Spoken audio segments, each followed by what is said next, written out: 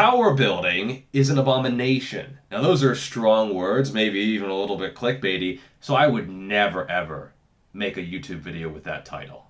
Shame on whoever did that. Now this is one of those rare instances that I kind of disagree with natural hypertrophy. Powerbuilding is an abomination. It's because it goes against everything logical. It is counter nature. And so let's see where I disagree and where I agree, and let's talk about the downsides and benefits of a power building approach. Now, one of the main drawbacks of power building is that it's not super clearly defined. What the hell is it? All of you! Daddy, chill. What the hell is even that? There's no power building competitions. There's bodybuilding, there's powerlifting, but there's not really anything in the middle that is super clearly defined. As Bald Omni-Man said in his video, which I will link in the description, it is a spectrum. So one is purely size, the other is purely strength on 3 lifts for a 1 rep max.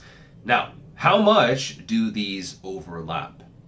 Well, if you are starting out, if you are a beginner, they overlap quite a lot. If you are going to get stronger, you're going to get bigger. If you're going to get bigger, you're going to get stronger. And you can skew these a little bit, but for the most part, these roads are right next to each other. Now, as you get more advanced, these roads do diverge. And when you have been training already for 8 years, 10 years, 12 years, those paths are quite different. And if you want to get really good at either one of them, you are going to have to specialize. And power building might not be the best approach. However, I think a lot of content creators, they forget just how green the average YouTube fitness enjoyer is. I would say there are a lot of guys watching this video and just consuming YouTube fitness content in general who are under a plate per side on bench, maybe a plate and a half on squat, and they're knocking on 2 plates per side in the deadlift. For that person, strength and size can absolutely be combined and worked on at the same time with a power building approach. You don't really need to separate the two and specialize. Now, one big downside about a power building approach is that you have to devote a lot of time and energy and recovery resources to squat, bench press, and deadlift. These lifts might not be the best for hypertrophy. I don't think they're bad by any means, but they're probably not quite as good as some other variations. The fact of the matter is, not everyone is built for these lifts, and if you put a whole bunch of volume into getting these better, well, you are now squeezing out volume that you could be doing something else with that might be better for hypertrophy.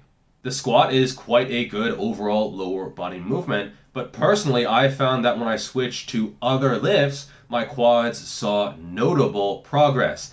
Machine squats, Smith machine hack squats, something that sort of took the lower back out of it and allowed me to focus on just putting all that juicy tension through the quads was much, much better. In fact, it took me getting injured to get away from the barbell squats, and I saw robust gains from snapping my shit up. The bench press, again, a pretty good lift, has an eccentric, concentric, but I don't think it alone is going to maximize your chest gains, and for a lot of people it can be hard on the shoulders, and dumbbell bench press, especially on an incline, is going to be better for chesticle growth for most people. Again, it's not a bad lift, but it's not the only lift that you should be using if you want to maximize your chest size. Deadlift, well, you're missing the eccentric, and for a lot of people, the limiting factor is the lower back. And so if you're trying to develop your posterior chain and dumping a whole bunch of volume into conventional deadlifts, usually your erectors and just lower back health and fatigue is going to be the limiting factor. Now you could go sumo, and I don't think this is a bad idea, but now the range of motion is going to be lower, and the sumo deadlift, it's sort of like a squat posterior chain hybrid, and so overall it's not going to be the best option. I think an RDL absolutely curb stomps any form of powerlifting competitive deadlift when it comes to hypertrophy. Furthermore, powerlifting is a 1 rep max competition. You're not doing a set of 5, you're not doing a set of 10. I think that might be entertaining to watch, but that's just not how powerlifting is, and I think it's just going to be easier to judge what you could do for 1 rep max, and so that's just what the sport is. However, training for a 1 rep max is not going to be ideal for hypertrophy, not even close. Now, you could do your 5s, and I think that's a decent compromise, but the truth of the matter is, This is where strength and size does diverge. Looks like my gains just arrived. Now, I don't think that rep range is the biggest difference between strength and size training. It is going to be your intention, your technique. When you're training for strength, you're doing anything you can to get the most amount of weight up. And it's almost the opposite when it comes to training for size. You are almost trying to get worse leverages to get the most out of the least amount of weight. As Alex Leonidas says.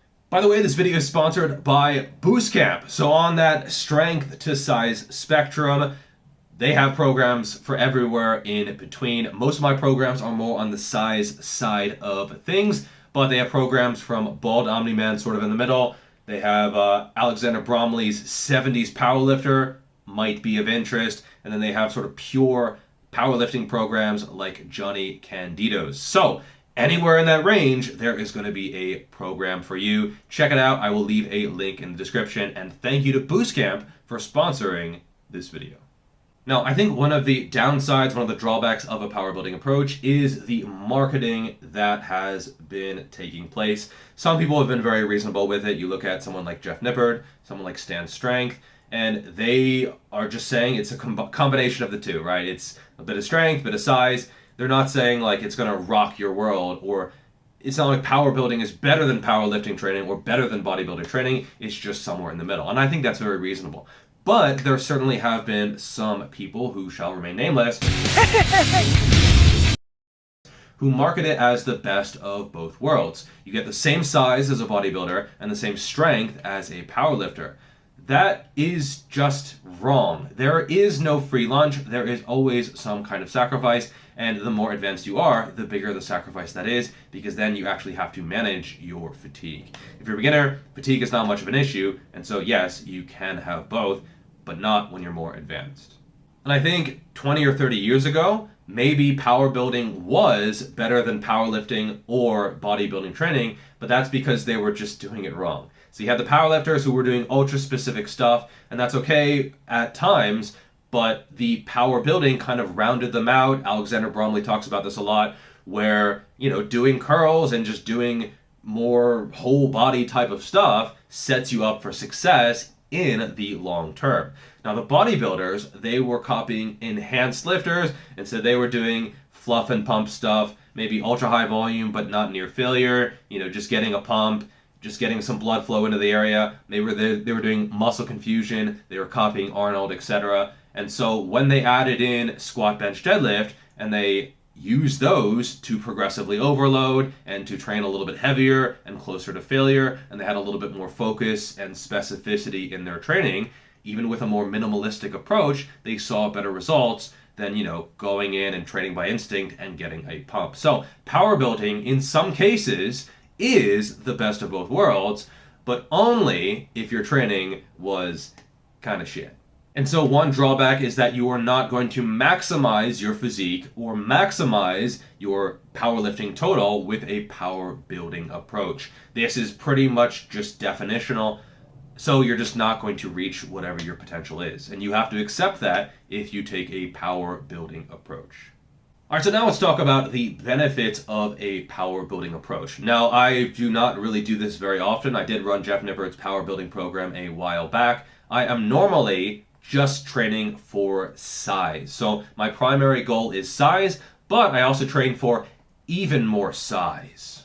However, I do think that there are benefits for some people. First, you have to focus on squat, bench, deadlift. Now, this was a drawback, but I think it is also a benefit for some people. It gives you something at least to focus on. So if you're sort of drifting away and you're not sure what to do and you're overanalyzing things, I think the squat, the bench press, and the deadlift is going to work most of your body, and it gives you something to sort of hold on to, and then you can fill other lifts around it. And I don't see anything wrong with that at all. And I think in terms of just a skeleton of hypertrophy, they are fine lifts. I think they're overrated still, but they are not bad in the grand scheme of things.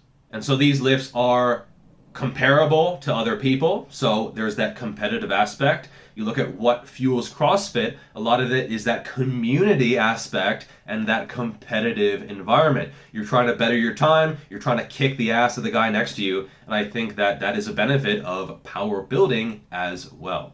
And I can't tell you how many times I have been DM'd asking me what my PR was on a random lift. And that could be a benefit, but it also could be a drawback if you are now turning into a powerlifter when your real goal was actually just hypertrophy. Another benefit is that it is better than nothing.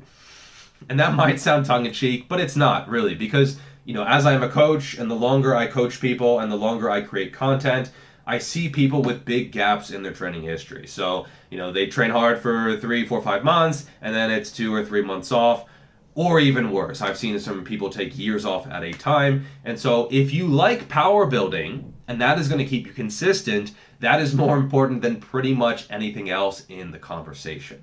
And you can do both. Maybe you won't maximize your physique or maximize your total, but you can get damn close with good programming. Bald Omni-Man talked about this. You can get, I'll put out my percentage, I think probably 95% of the way there in terms of both strength and size. That last little 5%, when you're very, very, very advanced, that's when you might need to specialize, and you might need to take a phasic approach. So spend some time focusing on bodybuilding, then spend some time focusing on powerlifting. And so is it power building? It's kind of swapping between the two, and I think that's probably a better approach when you are very advanced. Now, Natural Hypertrophy said that he finds the idea of being ideologically pure. This is why I insist so much on ideological purity and methodological purity when we talk about training. Because if we refuse to create these distinctions in people's mind, it gives birth to these separations that then lead people to follow methods that simply do not work. So either only training for powerlifting, he respects that. Only training for bodybuilding, he respects that. But when it's somewhere in the middle, he doesn't respect that. It's the abomination. And I disagree. I don't see anything wrong with being in the middle. I don't see anything wrong with devoting yourself to both at once. There is quite a lot of overlap here. And if you don't want to maximize your size, totally fine. If you don't want to maximize your powerlifting, totally fine. The fact of the matter is, most people are not competing in either. And if you go to your grave and you maybe were 3 or 4% off what you could do in powerlifting or in bodybuilding, well, most people don't even get that close. Most people are so far off that a power building approach is completely viable. When you look at Layne Norton, he did both to a very, very high level. Now, again, he took a phasic approach, but he did both. So my advice would be actually be honest about what your goals are. That will lead you to the right answer. If your goal is pure strength, totally fine. But train appropriately. Don't get dragged into something that you don't want to do or don't want to be. Same thing for size. If you actually only care about size, well, don't get, super arching and really trying to sumo deadlift and get all the big numbers when you don't care about that deep down. But if you care about both, I don't see anything wrong with just doing both. Now, you can take a phasic approach, like I said before. You could train like a 1970s powerlifter, where it was kind of in the middle. They did quite a bit of volume, they did a lot of accessory work, and it looked a lot like bodybuilding. I don't see anything wrong with that either. Also, assess your progress. You can't know if it's working if you're not actually looking at either the numbers on the bar or the measurements that you want to improve, or at least how you are looking. I'm always astounded by so many people, they just don't even focus on what they're doing, and if you're not measuring something, it's pretty hard to manage. And either way, you should care about strength, either as the actual result or as a measurement of how you are progressing. People are often pretty taken aback with my 250-pound 1 rep max bench press strength, but they don't realize my goals are different than theirs. So I get powerlifters or power builders who are like kind of thrown off by that, but they don't really understand what my goals are. And that's fine, but I think you just have to appreciate that not everyone is walking towards the same place. And so you should know your PRs, and you should know what you want to do for a set before you do it. Because just knowing what you want to do and what you have to do is what gives you the strength to do it. And so I think as long as you are honest with yourself about your goals, you are honest with yourself about your training, and you are honest with yourself about how you are progressing in terms of that rate, then you'll be fine. So know where you're going, know which direction you have to go to get there, and then know how fast you are progressing. As long as you are doing that on a semi-regular basis, I think you will be fine, and powerlifting is a fine destination. And most of all, be wary of anyone who promises the perfect training system. All right, check out my books. They are the perfect training system. Nailed it. So I will leave a link to those in the description below. They are award-winning. I gave them the award, but they're still award-winning, technically. All right, thank you so much for watching, and I will see you in the next video. Peace.